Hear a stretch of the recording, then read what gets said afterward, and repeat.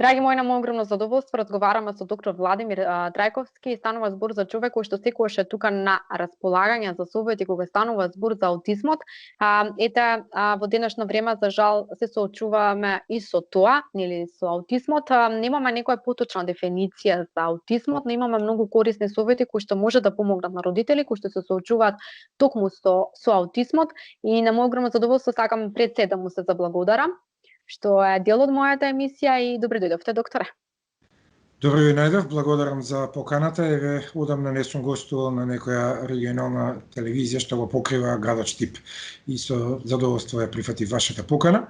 Во однос на дефиницијата само би кажал дека постои дефиниција за аутистичниот спектар на нарушување, тоа немаме статистика ние во Македонија, некоја дефиниција си постои, таа и светски и во Македонија прифатена, дека се јавува кај деца до третата година од развојот нивен и се манифестира со нарушување во социјалната интеракција, нарушување во комуникацијата, како вербална, така и невербална, и се манифестира со едни репетитивни или повторувачки однесување на детето, или зависи ако говориме за, може и да говориме за возрастни лица, бидејќи постојат и возрастни лица над 27 години кои што имаат оваа дијагноза.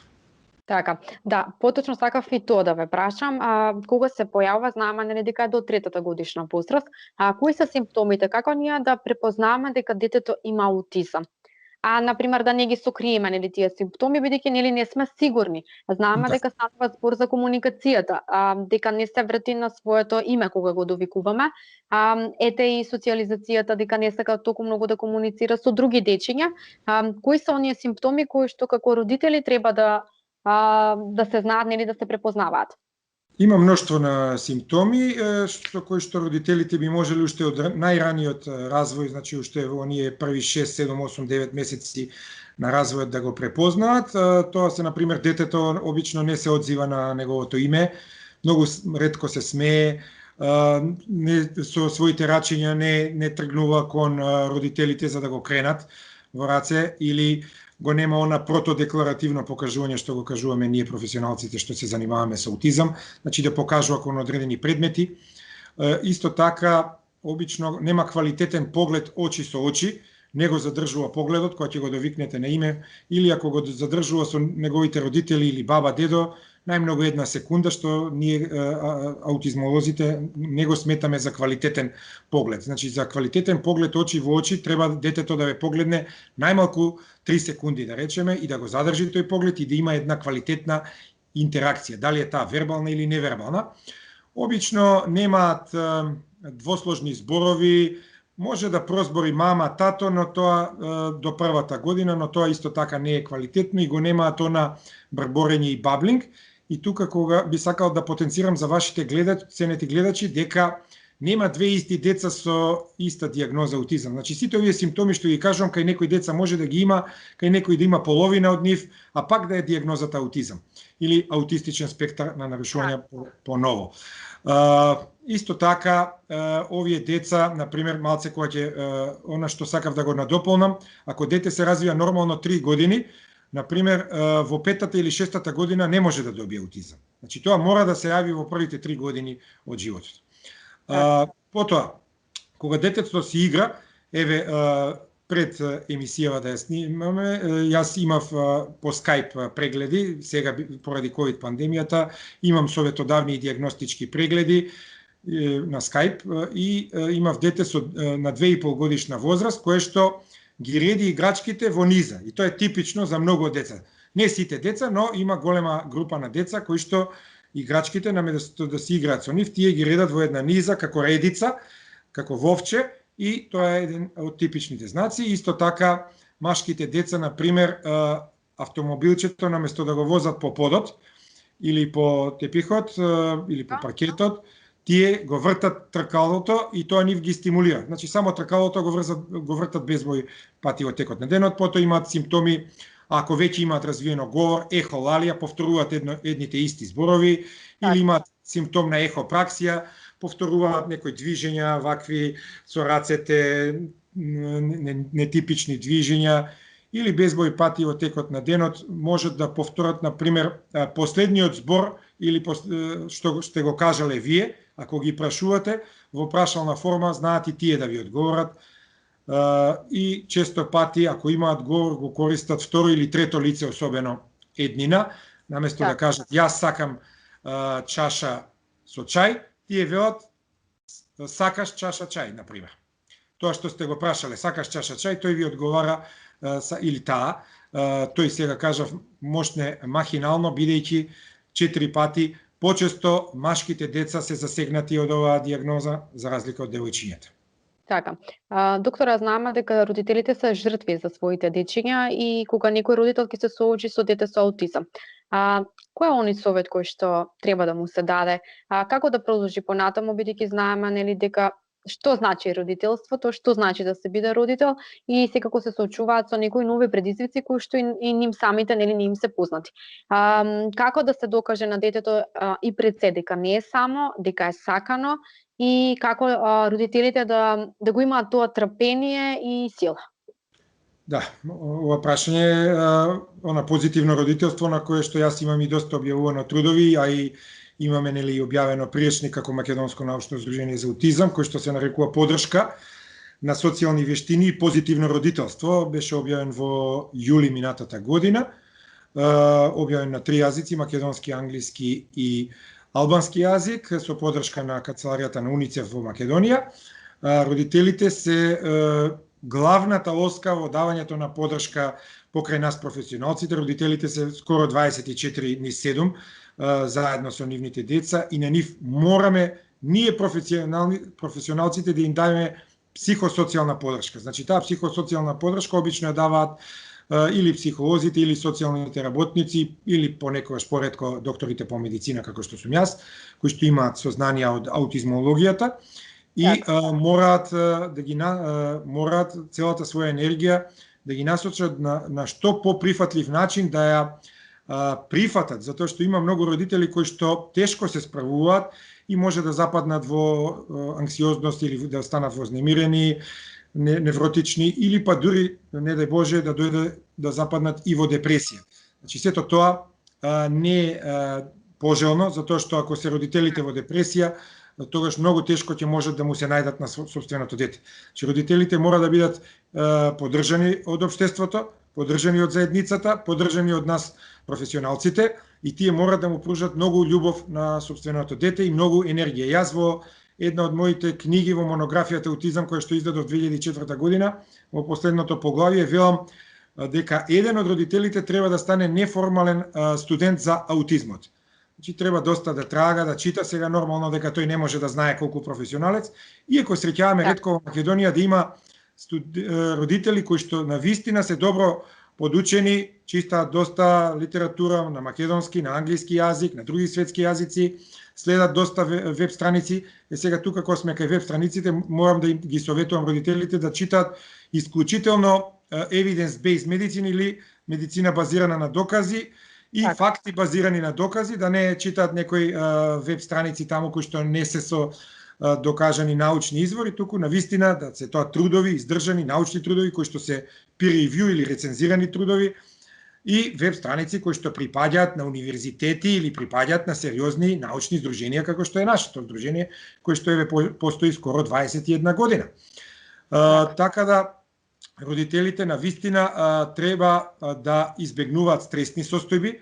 Тоа е еден од моите совети, да не запаѓаат во стрес. Ако веќе се западнати во стрес, мора да побараат поддршка или од психолог, или ако треба па и од психијатар. Значи не е грев да се отиде и на психијатар и како за себе, така и за детето. Понекогаш детските психијатри се тие кои што секако може да им помогнат пред се на децата во давањето на диагнозата и евентуален третман.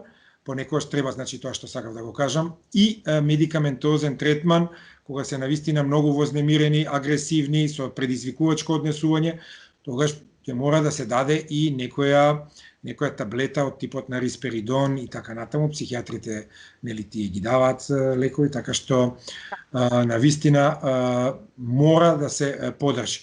Родителите, децата, значи мораат да им пружат многу љубов. Први се тие на браникот, мора да ги прифатат тие, па после тоа да бараат од општеството да ги прифатат нивните деца. Затоа што ако родителите ги отфрлат или ако тие се разведат, тоа е само буткање на проблемите под килимот, под тепихот и тогаш кога се родителите разведени, само еден води грижа и тогаш е многу потешко. Инаку, кога зборуваме за родителството, обично еден од родителите е тој кој што мажот, таткото, обично работи и по 12 часа на денот, привредува за семејството, носи дома пари, а обично мајката во македонското семејство е таа која што се повеќе се грижи за детето и ние имаме доста совети кои што можат да ги најдат, како што реков, во нашиот пријачник, кој што се наоѓа и слободно достапен во PDF форма на нашата веб страница. Може слободно да се сигне. Така. Сега, докторе, знаеме дека аутизмот нели може да се појави до 3 годишна возраст, како што и пред малку кажавме.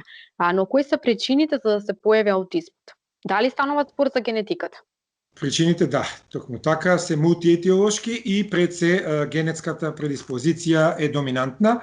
Че постои голем коефициент на наследност, околу 90% се движи тој коефициент на наследност, што значи дека огромен процент припаѓа на генетската предиспозиција, а помал процент припаѓа и на средински влијанија.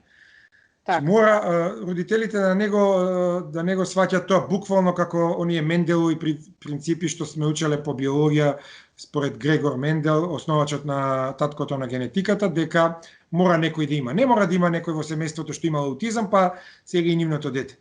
Обично среќаваме ние, јас како професор нели по генетика, среќавам во семејствата да има некој родител што доцна во анамнезата, доцна прозборел или има понизок коефициент на интелигенција, спаѓа во оние бордерлайн гранични случаи, тука на ниво или не е ни нормална интелигенција, не е ни интелектуална попреченост, или пак имале развојна дисфазија некој од родителите или баба, дедо.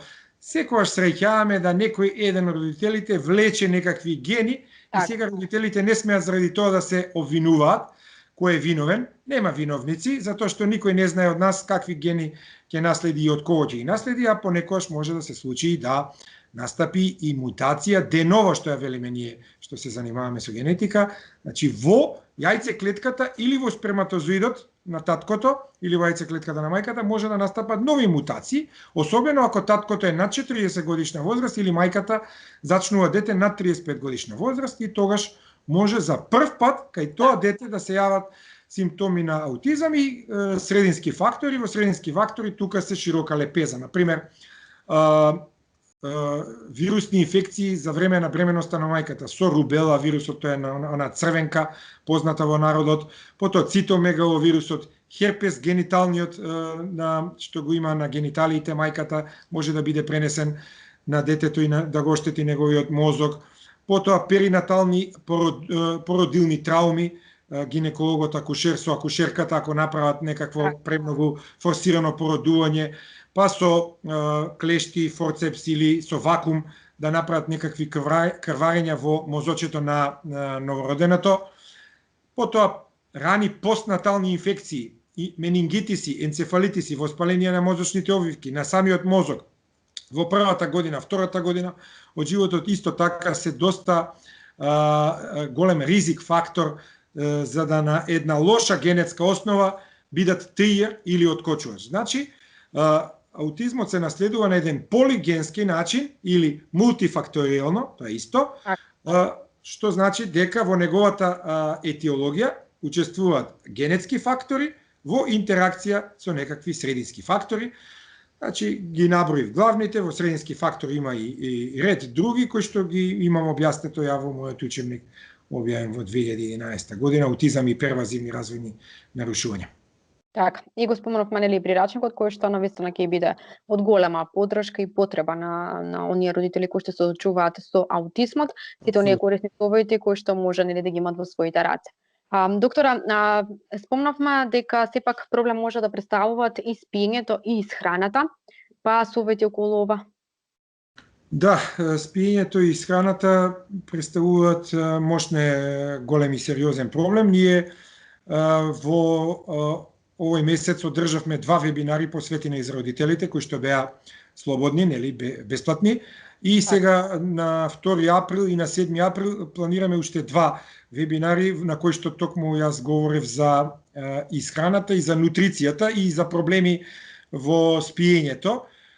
И давав доста корисни совети на родителите и еве ги поканувам родителите на децата со аутистичен спектар на нарушување, доколку не присуствувале на тие во март, да бидат присутни и ќе се одвиваат на платформата Zoom, а на социјалните медиуми, на Facebook, Twitter, LinkedIn и останатите Instagram на нашето здружение профили има доста корисни информации каде можат да се пријават, значи на нашата секретарка Весна Филиповска мора да се пријават за да им го дадеме линкот, зашто сепак ова се исклучително наменети само за родители и не сакаме многу да има присутни и професионалци. Во однос на спиењето, често пати јас давам совет дека детето треба во текот на денот да биде доста работно окупирано, доста физички активно, да се замори доста за да може полесно да спие навечер. Исто така не смее просторијата во која што спие да биде многу затоплена, например да биде 25-26 степени, затоа што има доста деца што им пречи топлината, че да биде на некои си 20 на степени, да кажеме, да не биде ни преладна. Има некои деца пак што сакаат да бидат тие што имаат сензорни нарушувања, тактилни сензорни нарушувања, тие сакаат например да почувствуваат поголем притисок и за нив постојат пондерирани ќебиња со тегови ќебиња или пак не мора и да имаат такви специјални ќебиња, може и повеќе ќебиња или органи да бидат покриени и да им биде тешко и така се смируваат децата и полесно заспиваат. Кај некои други деца кои што имаат посериозни проблеми, јас како бидејќи се давам биомедицински третман на децата и на семејствата, ги советувам. Во тој биомедицински третман спаѓа и хормонот мелатонин. Тој хормон ние сите го имаме во себе, но има студии кои што докажуваат дека кај децата со аутизам тој е во намалени концентрации и има потреба од субституирање, давање вештачки хормон мелатонин.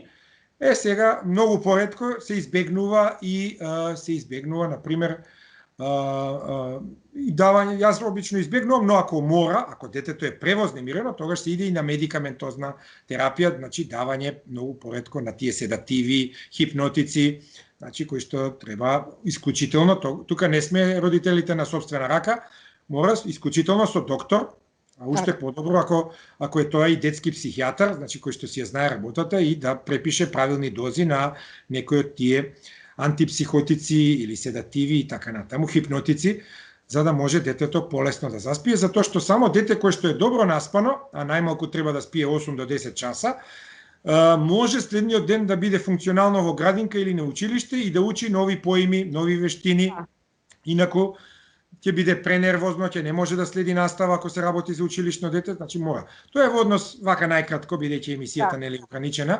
Во однос на исхраната, родителите треба да внимаваат прво да се направат тестови, дали е детето алергично на казеин, на глутен, на други лактоза од млекото, на други состојки, такви им советувам да направат испитувања. Ако се утврди, тогаш мора да избегнуваат апсолутно ништо што во храната има казеин во млекото или млечни производи, ништо глутен, житарици, значи една специфична исхрана. Има и други видови на диети, диета без фенол, ако се докаже дека тоа пречи, например. И на тие предавања, например, јас давам редица од совети, што се треба, например, во исхраната. Ако инсистира на еден вид на исхрана, например, може да инсистира само на исхрана со жолта боја, тогаш се даваат сите оние бананите, например, добро действуваат на некои од децата, имаат доста серотонин и така натаму. Дуњи може да се дават, жолти јаболка и така натаму. Например, дете кој што инсистира на жолта храна, ако му даете црвено јаболко, тоа нема да го јаде, а ако му даете златен делишес, ќе го јаде. И така, значи има доста детали сега со кои што не би ги замарал до толку вашите ценети гледачи. Сето тоа е добро опишано и на овие наши вебинари. Јас еве ги поканувам. Претпоставам дека имате и уште прашања со кои што сакате да ме подпрашате во однос на аутистичниот спектар, за да може да уфатиме повеќе прашања.